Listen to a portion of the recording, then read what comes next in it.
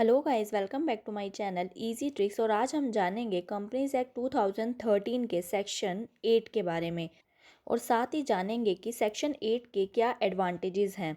तो आइए इस वीडियो को स्टार्ट करते हैं। सबसे पहले जानते हैं कि सेक्शन 8 में क्या दिया गया है। आपको मालूम होगा कि कंपनीज एक्ट 2013 के आने से पहले कंपनीज एक्ट 1956 हुआ करता था और कंपनीज एक्ट 2013 में जो सेक्शन 8 में दिया गया है वो पहले कंपनीज एक्ट 1956 में सेक्शन 25 में दिया गया था। जब भी कोई कंपनी रजिस्टर कराई जाती है और उस कंपनी को रजिस्टर कराने के कुछ ऑब्जेक्ट्स होते हैं, जैसे कि sports, promotion, commerce, art, science, education, research, social welfare, religion, charity या प्रोटेक्शन ऑफ एनवायरनमेंट या इसी तरह का कुछ अदर ऑब्जेक्ट। अगर इन ऑब्जेक्ट में से किसी भी कारण से किसी कंपनी को फॉर्म किया जाता है, साथ ही इन ऑब्जेक्ट से होने वाले प्रॉफिट को भी इन्हीं ऑब्जेक्ट को अचीव करने में ही लगाया जाता है और कंपनी में मेंबर्स को भी कुछ डिविडेंड नहीं दिया जाता, तो उस केस में इस तरह की कंपनी को सेक्शन 8 कंपनीज कहा जाता है। इसे आप एनपीओ यानी कि नॉन प्रॉफिट ऑर्गेनाइजेशन भी कह सकते हैं। इस तरह की कंपनी को सेंट्रल गवर्नमेंट लाइसेंस प्रोवाइड करती और साथ ही उसे एज अ कंपनी रजिस्टर कराने के लिए अप्रूव करती है। सेक्शन 8 कंपनीज यानी कि एनपीओज को कंपनी के नाम के आगे प्राइवेट लिमिटेड या लिमिटेड लगाना ज़रूरी नहीं होता। कंपनी के मेंबर्स रजिस्ट्रार के पास एप्लीकेशन देकर कंपनी को रजिस्टर करा सकते हैं। अब हम जानते हैं कि सेक्शन 8 कंपनीज के एडवांटेजेस क्या होते हैं। First benefit is distinct identity. जब काफ़ी सारे पर्सन्स मिलकर किसी सोशल ऑब्जेक्ट के लिए एसोसिएशन क्रिएट करते हैं और उसे लीगल फॉर्म में भी कन्वर्ट कराते हैं अंडर कंपनीज एक्ट, तो उस एसोसिएशन को एक अलग आइडेंटिटी मिल जाती है। उस एसोसिएशन को कंपनी कहा जाता है।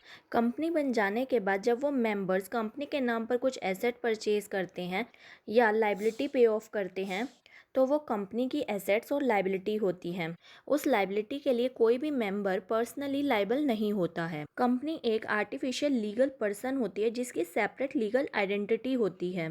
कंपनी के मेंबर्स एक अलग आइडेंटिटी है और कंपनी एक अलग आइडेंटिटी होती है। Next benefit is liability is limited. Company की जो भी लाइबिलिटी या डेट्स होते हैं, अगर कंपनी उन लाइबिलिटीज़ को पे ऑफ करने में अनेबल होती है तो उस केस में मेंबर्स पर इसकी कोई भी रिस्पॉन्सिबिलिटी नहीं होती है। अगर हम प्रोप्राइटरशिप या पार्टनरशिप की बात करें, उसमें मेंबर्स की लाइबिलिटी अनलिमिटेड होती है।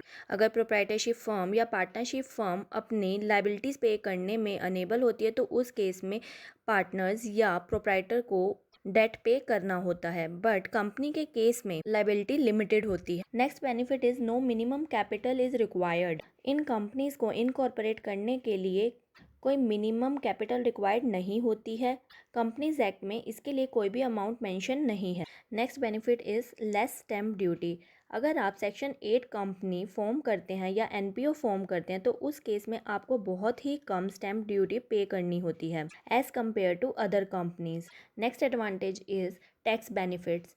अगर सेक्शन 8 कंपनीज को सेक्शन 80G और section 12AA of income tax act में रजिस्टर कराया जाता है तो और भी बेनिफिट्स मिल सकते हैं। इनकम टैक्स एक्ट में आप इन सेक्शन में रजिस्टर करके आप टैक्स बेनिफिट ले सकते हैं। आई होप आपको सेक्शन 8 अच्छे से समझ आया होगा। अगर ये वीडियो आपको अच्छी लगी तो प्लीज़ वीडियो को लाइक एंड शेयर करें और चैनल को सब्सक्राइब करें और आगे आने वाली वीडियोस आपको जल्द से जल्द मिल सके इसके लिए बेल आइकन पर ज़रूर प्रेस करें। Income tax act, companies law पर अगर आप और भी वीडियोस देखना चाहते हैं तो चैनल की प्लेलिस्ट में जाकर देख सकते हैं। Thank you for watching the video.